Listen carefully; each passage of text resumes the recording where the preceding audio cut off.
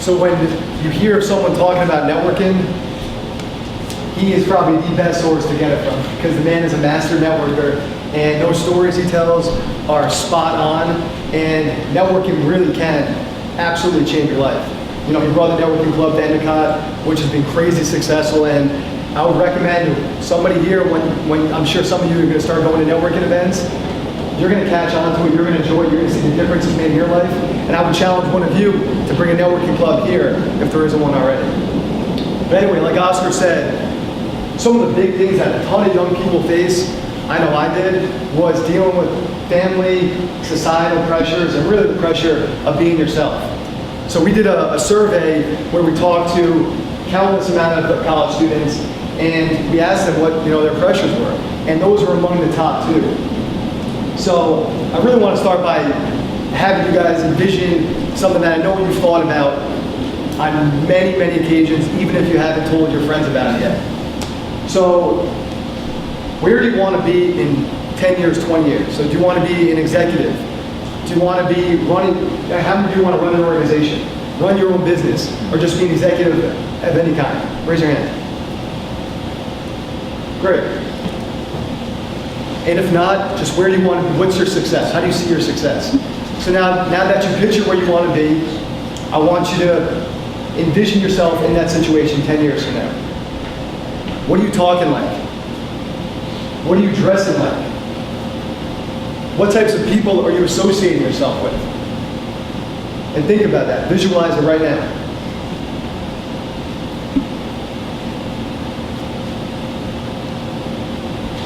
So now I want you all to ask yourselves and think about, am I being that person today? Am I talking like that person today? Am I dressing like that CEO today? Am I associating with people like CEOs today?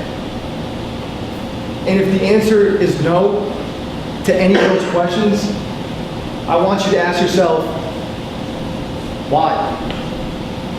Why am I not doing that? And I can tell you what I think the answer will be. And I can tell you that because I went through the same issues. And that one thing, that's fear. Oscar and Pranam both alluded to it. But fear is what can crush dreams. What we need to do is overcome that fear. And what is that fear? That fear is how people will perceive us. Will my friends think I'm cool if I say that? Will that stranger accept me if I dress like that? If I wear a suit to class, what is that person next to me going to think? Right? That's up. You're worried about what you're dressing like, because I went through the same thing. Back in high school, so I was an athlete.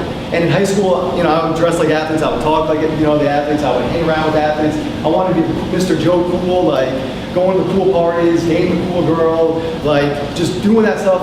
And I pushed school and being serious to the side. Even though as a young kid, I always had crazy high expectations for myself. But even with those expectations, I still just went into what society did and what the herd told me to do. And that was how I dressed, that was how I talked, that was how I just handled myself in general. So while I was at Endicott getting my master's, I ran a program that basically encouraged students to start their own business. So as I was running this program, I was looking for volunteers. Basically people to help me run the day-to-day operations for the program, and it was called Fuel. And one of the people we were looking for was someone to help these students work on their business plans. So one day I'm just sitting in my conference room, and in walks this young man named Chris. Chris comes in, he's a basketball player, he's got basketball sweats on, he's got the sweatshirt on, he's got his headphones wrapped around his ears, and he comes in there, he shakes my hand, he goes, "Hi, my name is Chris." And I hate to break it to you all here, but reality is, as humans, it's innate for us to just initially judge somebody.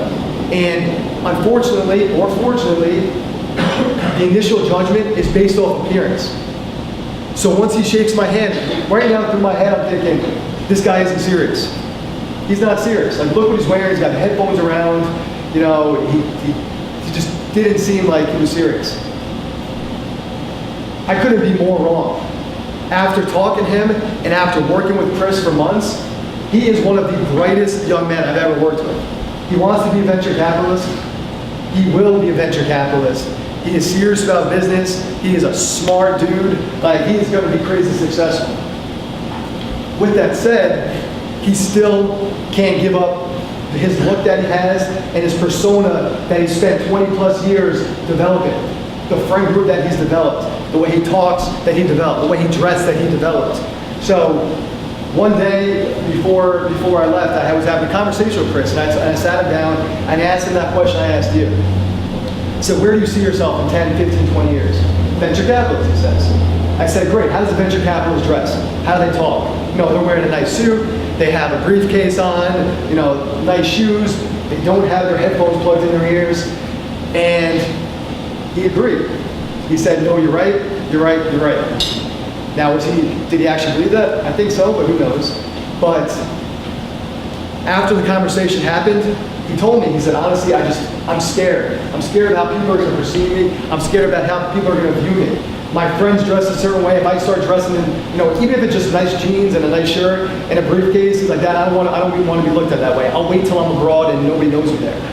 But all that is, that's fear. That's fear about how people are going to perceive you. And it's unfortunate because, like I said, he is such a bright young man who, it's unfortunate for anyone to have a negative perception of him right off the bat when he has so much talent and he will be so successful. So, one thing that really defines who we are is your intuition and your gut. So, some of the best advice I ever got was from one of my mentors, Brenda. And she told me, she said, Adam, always trust your gut and follow your intuition. And there's a quote I really like, it's by Dr. Salk, and what he said is, intuition tells the thinking mind where to go next. Again, that's your intuition tells the thinking mind where to go next. And basically what that means is your gut and your intuition knows where you should go. It knows what you should do. It knows what's moral, what's immoral. What's right for my career and my life, what's not right. The problem is, our head gets in the way of that. Because our head will throw some negative things at us, why you can't do something, why you shouldn't do something, or why this isn't going to be the right thing. But you still know. You know, you see a good-looking girl on the train, you know you really want to talk to her, but you don't talk to her, and your gut's telling you, just go say hi to her. What's the worst that can happen? But your head tells you, she's going to make fun of you, she's going to call you an idiot, and shut you down, which has happened to me, but for the most part it doesn't. But for the most part, it's not as bad as your head tells you it is. So think about when you're taking a test. You know, you're going through multiple choice, you circulate with the answer. You go through the rest of the test, and you come back. You come back to that question, you start analyzing, and you're like, you know what, screw it, not A, and you go with C. You get the test back a week later, and the answer's A. And you're kicking yourself because you knew that was the answer the whole time, but your head made you second guess it, and made you go with the wrong answer. And we do that stuff all the time in life. So what I want you to really start focusing on doing is following what your gut tells you. Following that feeling that you get, because that knows where you should go. And when you do follow that, there's no failure. You can't fail because it's doing what you want and what you think is best. And if for whatever reason the circumstance doesn't come out like you wanted it to, like you go to approach that girl on the train and you know, get her number, that's okay, because you're gonna go home happy, like, you know what, I tried it, I went into that uncertainty zone, and I took a chance. And you'll grow from that anyway. Now, I want to ask you two questions, okay? And I brought it up earlier as well, but I want you to now actually answer them and think about it. So number one, I want you to think about, what is my dream job? Okay? And number two, what is stopping me from getting that dream job? So again, what is my goal? Where do I want to be? You know, what's my professional goal? And number two, why can't I get there? And I'll give you a little bit of time to think about it. Because we all have it. I wanted to own a professional sports franchise, and I still do later on in my career. And I'm going to take over either the Mets, Jets, or Knicks because those owners are the worst, and I'm going to bring us to win a championship. Yeah, the Jets are awful, right? It's tough. So does everyone know? Raise your hands if you know what your dream job is and what's stopping you from getting there. Great. Now, one of you ever keep your hands raised? Who wants to come up and share with the whole class what your dream is and what's stopping you? Right here. What's your name? Aubrey, come on up, Aubrey. Let's go.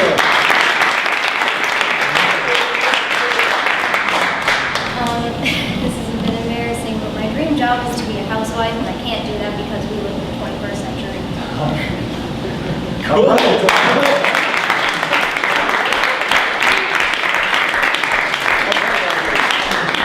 That's awesome. Anyone else have one more they want to share with us?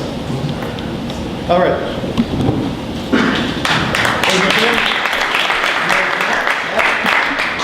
Hi guys, again my name's Matt.